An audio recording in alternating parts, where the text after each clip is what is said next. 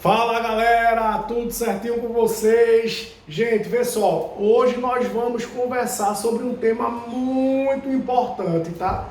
Um tema que os vestibulares adoram, tá certo, gente?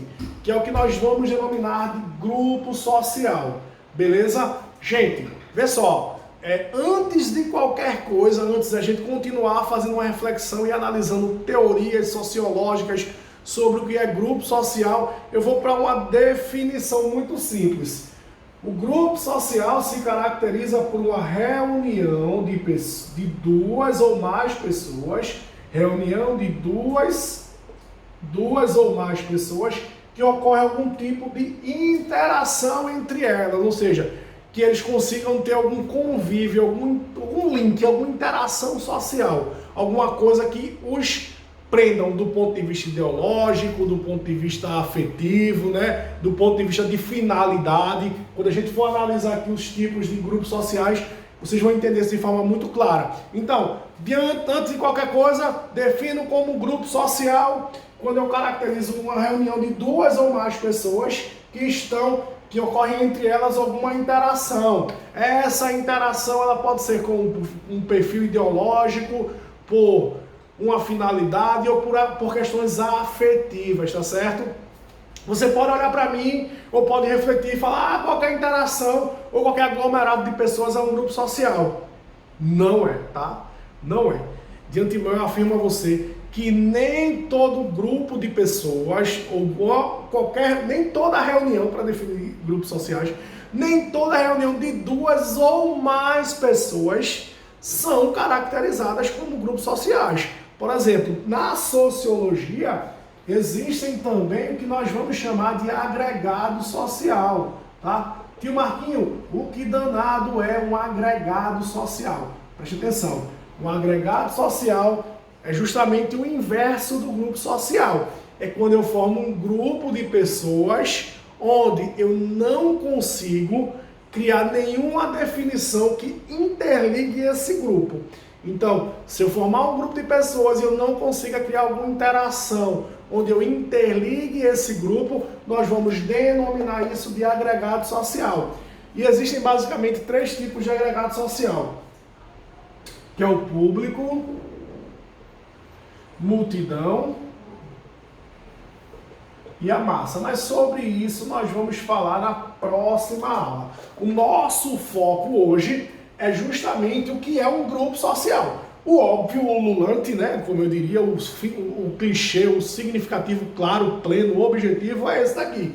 O grupo social se caracteriza quando eu faço uma reunião de duas ou mais pessoas, onde esse grupo formado de duas ou mais pessoas, elas conseguem uma interação entre si. E essa interação ela pode ser de forma afetiva, de forma ideológica ou dentro de uma finalidade, tá bem? Então, formei um grupo de duas ou mais pessoas, onde nesse grupo de duas ou mais pessoas ocorre uma interação entre essas pessoas, denomino, caracterizo, classifico como grupo social, beleza, gente? Vou apagar aqui agregado social porque esse aqui é o tema da nossa próxima aula. Bom, na definição sobre grupo social, nós dividimos, é muito simples a definição, mas os vestibulares adoram fazer aquela ideia da pegadinha, né? Tipo, diferencia um do outro, ou pega a característica de um e coloca no outro, então é muito importante que vocês fiquem muito atentos a essa divisão, tá bem? Muito importante mesmo. Inclusive, anotem aí, vão caracterizando os pontos mais significativos para que não tenha nenhum tipo de dúvida, beleza? Então vamos lá. A gente divide basicamente os grupos sociais em primário, secundário e intermediário. Vamos lá. Os grupos sociais primários. Os grupos sociais primários são caracterizados por grupos sociais que apresentam uma interação afetiva. As pessoas que convivem nesse grupo social, elas são interligadas por contato social primário, por afetividade, né? Então, é a afetividade que interliga as relações desse grupo social. E Um exemplo simples, clássico, objetivo de um grupo social, ou seja, reunião de duas ou mais pessoas que estão interligadas com uma finalidade, no qual é um grupo social primário, é a família. Ou seja, a família é um exemplo simples de um grupo social primário, tá bom? Então, reunir um grupo de pessoas, uma instituição social que são interligadas por laços afetivos. Ou seja, a família é um exemplo de um grupo social primário. Grupo social secundário. Tio Marquinho, o que é um grupo social secundário? Olha para mim. Já no grupo social secundário, eu não consigo, tá? O termo é esse mesmo, tá, gente? Eu não consigo definir que as pessoas que fazem esse grupo social são interligadas por afetividade. E até coloquei um aqui, a igreja. A igreja é um exemplo de um grupo social, as instituições religiosas, onde eu não posso afirmar que todas as pessoas que estão naquela instituição são interligadas por laços afetivos, ou seja, por esse contato social primário, esse contato social direto. Mas, porque a igreja é um grupo social secundário? É um grupo social onde as pessoas vão àquela instituição tecnicamente com a mesma finalidade, né? Os anseios religiosos, a questão cultural, as perspectivas dogmáticas, enfim, as pessoas chegam naquela instituição com a mesma finalidade, com o mesmo objetivo. Mas não posso afirmar para vocês que essas pessoas estão interligadas dentro de um viés afetivo. Por quê? Vamos pegar um exemplo bastante hipotético. Digamos que você é evangélico ou você é católico e você chega, por exemplo, em um templo religioso desse daí que você faz parte, e esse templo ele tem uma capacidade para 300 pessoas ou para 1000 pessoas, sei lá. O padre Marcelo Rossi faz uma missa aí que eu vejo cadeira que sobe e xinga lá, sei lá, 1000 pessoas. Ou um culto religioso que tem 1000 pessoas assistindo. Aquelas 1000 pessoas que estão ali, eu tenho como afirmar que todas aquelas 1000 pessoas vão ser interligadas por um contato social primário? Eu não tenho como. Professor, por que a igreja especificamente é um grupo social? Porque as pessoas estão interligadas com a finalidade do culto, com a finalidade religiosa, com a finalidade dogmática. Então formei um grupo social onde os fiéis fazem parte deles, estão interligados com a questão religiosa, cultural, dogmática, enfim, mas não apresentam esse contato social primário que, por exemplo, ocorre na família, tá bem? Então nós afirmamos que esse é um exemplo simples, clássico, objetivo de um contato social secundário. Bem, professor, o que é o contato social intermediário? Bom, algumas instituições, como a escola, ela pode apresentar relações primárias e secundárias dentro da sua instituição. Como assim? Vamos lá. Uma escola, vamos pegar uma sala de aula. Então, antes de exemplificar a escola, eu vou definir aqui. Um grupo social intermediário é um grupo social que dentro das relações daquele grupo social ocorrem características primárias, ou seja, afetivas, e secundárias, ou seja, que não tem como a gente interligar. Eu vou dar um exemplo para vocês. Vamos pegar uma escola e dentro de escola vamos pegar uma sala de aula com 50 alunos. Vou voltar aqui, tá? Definição de grupo social. Reunião de duas ou mais pessoas presas dentro de uma interação. Se eu pegar uma sala de aula com 50 pessoas, dentro daquela sala de aula, aquela sala de aula é um grupo social, ok?